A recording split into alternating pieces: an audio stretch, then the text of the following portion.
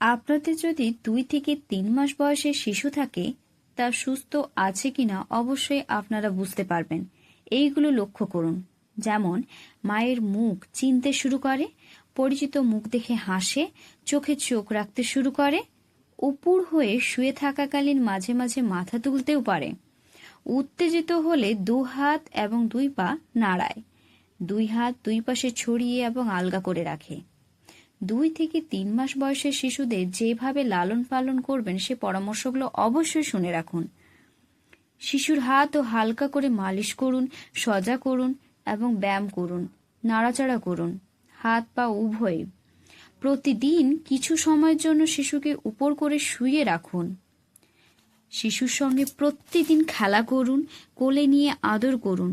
কোলে নিলে বা শিশু কাঁদলে সঙ্গে সঙ্গে তার আদর করলে তার অভ্যাস খারাপ হয় সেটা কিন্তু নয়। মা বাবা বা যেই তাকে কোলে নিচ্ছে তার সাথে তার গাঢ়ত্ব সম্পর্ক, ভালোবাসা তৈরি হচ্ছে বাচ্চার সাথে।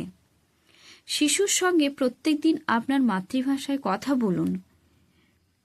1 ফুট দূরত্বে নানা রকমের রংচঙে জিনিস নাড়াচাড়া করা বা খেলনা অবশ্যই ঝুলিয়ে রাখুন।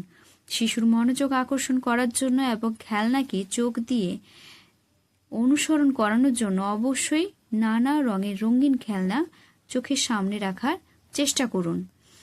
24 মাসের কম বয়সী শিশুদের সামনে কখনো মোবাইল ফোন বা বৈদ্যুতিক যন্ত্রপাতি ব্যবহার করবেন না।